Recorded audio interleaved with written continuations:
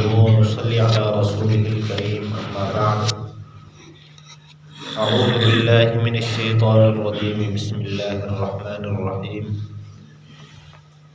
وقالت اليهود والنصارى نحن أبناء الله وأحباؤه قل فلم يعذبكم بذنوبكم بل أنتم بشر ممن خلق يغفر لمن يشاء ويعذب من يشاء ولله ملك السماوات والأرض وما بينهما وإليه المصير۔ یہود اور نصارہ کہتے ہیں ہم اللہ کے بیٹے اور اس کے محبوب ہیں۔ فرما دیجئے پھر تمہیں اللہ تعالیٰ کیوں عذاب دے گا تمہارے گناہوں کی وجہ سے، بلکہ تم بشر ہو انہی میں سے جن بشر کو اللہ تعالیٰ نے پیدا فرمایا۔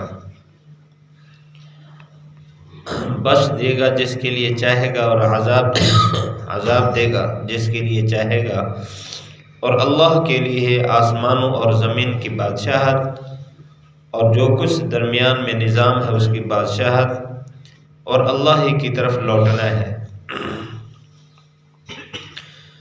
یہود و نصارہ کے نظریات کا تذکرہ پچھلی آیات سے چل رہا ہے۔ اللہ تعالیٰ نے مختلف انداز میں ان کو نصیحت بھی فرمائی ہے، یا اہل الکتاب کہہ کر، اور ان سے کیے ہوئے وعدے اور انہوں نے جو وعدے کیے تھے ان کو توڑنے کا تذکرہ اور اس پر وبال پچھلی آیات میں گزرا ہے۔ اس آیت میں اللہ تعالیٰ نے ان یہودیوں اور عیسائیوں کے ایک غلط فہمی کا تذکرہ فرمایا ہے۔ یہودی اور نصرانی یہ کہتے ہیں کہ نحن ابناء اللہ، ہم اللہ کے بیٹے ہیں۔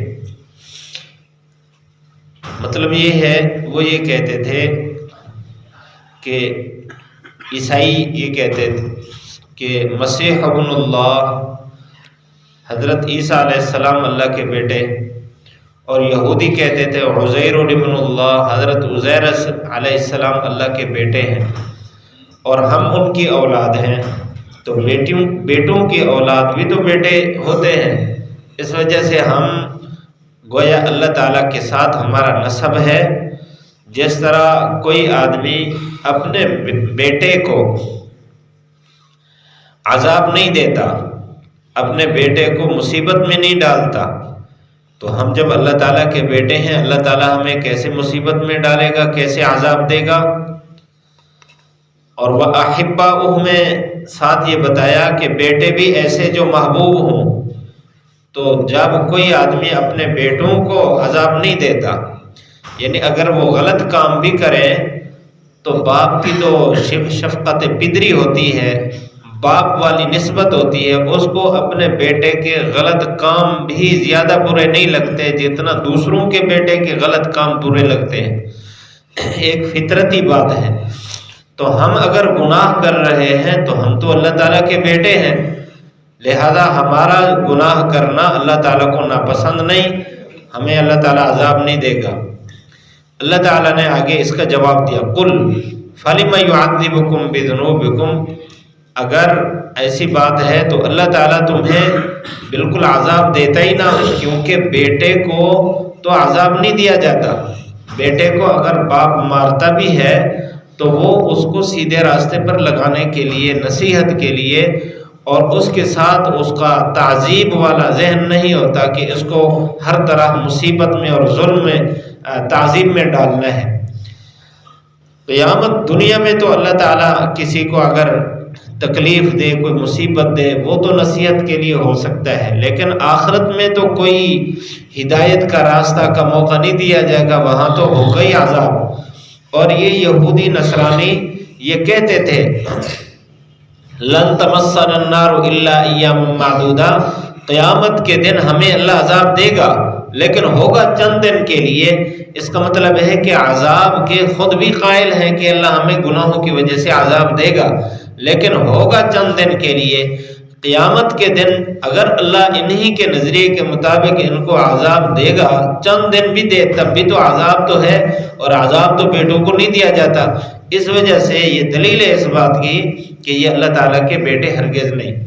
بعض مفسرین نے نحن ابناء اللہ، مفسر علامہ آلوسی رحمۃ اللہ علیہ نے تفسیر روح المعانی میں فرمائے ابناء اللہ کا مطلب بیٹے نہیں، بلکہ ان کی معاشرے میں، ان کی اصطلاح میں بیٹا کہتے تھے مطیع، فرما بردار کو۔ اور اس طرح کے کلمات تورات میں بھی موجود ہیں، انجیل میں بھی موجود ہیں کہ وہ اللہ کے فرما بردار کو، اللہ تعالیٰ کا، اللہ کے مطیع کو اللہ کا بیٹا کہتے تھے۔ حضرت موسیٰ علیہ السلام جب فرعون کے پاس گئے، تورات میں یہ مضمون ہے کہ فرعون نے کہا کہ تو اللہ کے بیٹوں کو تو لے جا، جو میرے بیٹے ہیں ان کو میں لے جاتا ہوں۔ یعنی اس نے فرما برداروں کو بیٹے سے تعبیر کیا، تو ان کے زبان میں فرما بردار کو بیٹا کہا جاتا تھا۔ تو ابناء اللہ کا مطلب ہے فرما بردار۔ اب اس صورت میں مطلب یہ ہوگا، یہودی اور نصرانی ان کا دعویٰ یہ ہے کہ ہم تو اللہ کے فرما بردار ہیں اور ہم اللہ تعالیٰ کے عاشق محب ہیں، تو ہمیں کیسے عذاب ہوگا؟ تو اللہ تعالیٰ نے آگے قل فلم یعذبکم میں فرمایا کہ اگر تم اللہ کے فرما بردار ہو تو پھر اللہ تعالیٰ نے تم پر عذاب کیوں بھیجے؟ تمہیں مسخ کر دیا اللہ تعالیٰ نے چہرے، قرآن مجید میں اس کا تذکرہ ہے۔ کبھی تمہارے اوپر ٹڈیوں کا عذاب آیا ہے، اور کبھی اللہ تعالیٰ نے تمہیں اوپر طور پہاڑ کو لا کھڑا کیا ہے۔ اگر تم اللہ کے فرما بردار ہو تو فرما برداروں پر تو یہ مصائب نہیں آتے جو اللہ تعالیٰ نے جن سے تمہیں پکڑا تھا۔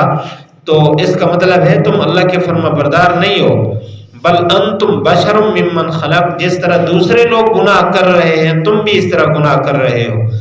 اور وہ یہ کہتے تھے ہم اللہ تعالیٰ کے مقرب ہیں، فرمایا یغفر لمن یشاء ویعذب من یشاء، تمہیں اس بات پر ناز نہیں کرنا چاہیے کہ ہم سیدھے جنت میں جائیں گے۔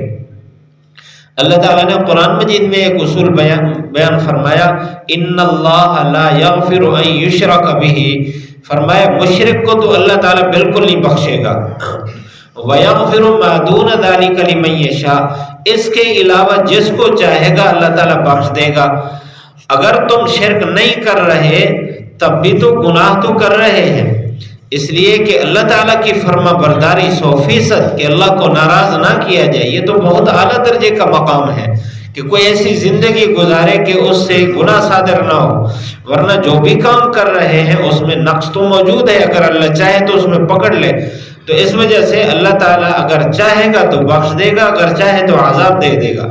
وَلِلَّهِ مُلْكُ السَّمَاوَاتِ وَالْأَرْضِ، اللہ تعالیٰ کے لیے ہے آسمان و زمین کی بادشاہت اور جو کچھ اس کے درمیان ہے اس کی بادشاہت۔ ایک مفسر ہے علامہ شہاب رحمۃ اللہ علیہ، وہ فرماتے ہیں کہ ابنا کا مطلب ان کا ذہن یہ تھا کہ ہم اللہ تعالیٰ، ان کا نظریہ یہ تھا کہ حضرت عزیر علیہ السلام اللہ کے بیٹے ہیں، عیسائیوں کا یہ تھا کہ حضرت عیسیٰ علیہ السلام اللہ کے بیٹے ہیں۔ اور یہ اصول ہے کہ یہ جو بیٹوں کی اولاد ہوتی ہے، یعنی بیٹے جس کی طرف بھیجے جائیں وہ مقرب ہوتے ہیں، تو نحن ابناء اللہ کا مطلب یہ ہوگا کہ ہم اللہ تعالیٰ کے مقربین ہیں۔ اس کی مثال ایسے ہے جیسے بادشاہ ایک قوم کے ایک گروہ کے پاس بھیجتا ہے اپنا کوئی کارندہ، کوئی قاصد بھیجتا ہے، وہ اپنے ماتحتوں میں سے کسی کو بھیجتا ہے، اور ایک خاص قبیلہ ہے جس کے پاس اپنے بیٹے کو بھیجتا ہے کہ جا کر ان کو میرا یہ پیغام پہنچاؤ۔ تو ظاہر بات ہے جن کے پاس اپنے بیٹے کو بھیج رہا ہے اس کا مطلب ہے اس کا ان کے ساتھ کوئی گہرا تعلق ہے۔ تو اللہ تعالیٰ نے ہمارے پاس عزیر علیہ السلام کو بیٹا جو اللہ بھیجا جو اللہ کے بیٹے ہیں، اس کا مطلب ہے کہ ہم مقربین ہیں۔ جو مقربین ہوتے ہیں ان کو تو سزا نہیں ہوتی، جو مرضی کرتے رہیں۔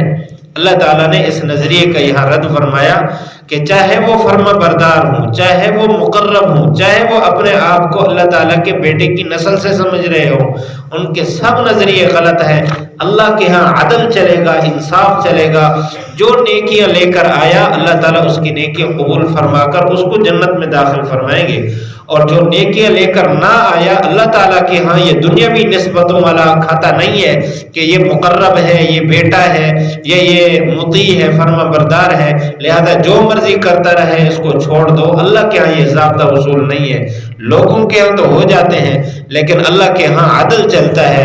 اللہ تعالیٰ جس کو چاہے گا بخش دے گا، وہ اپنی رحمت سے بخشے گا، اور اگر اللہ پکڑے گا تو پھر سخت پکڑے گا، کسی کی نسبتیں وہاں کام نہیں آئے گی.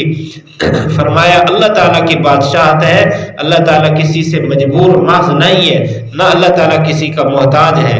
وَإِلَيْهِ الْمَصِيرُ، سب نے اللہ کی طرف لوٹنا ہے اور اللہ تعالیٰ وہاں فیصلہ فرمائے گا. اس آیت میں میرے اور آپ کے لیے یہ بہت بڑا درس ہے کہ اللہ تعالیٰ کا جو نظام ہے وہ پاک اور صاف نظام ہے.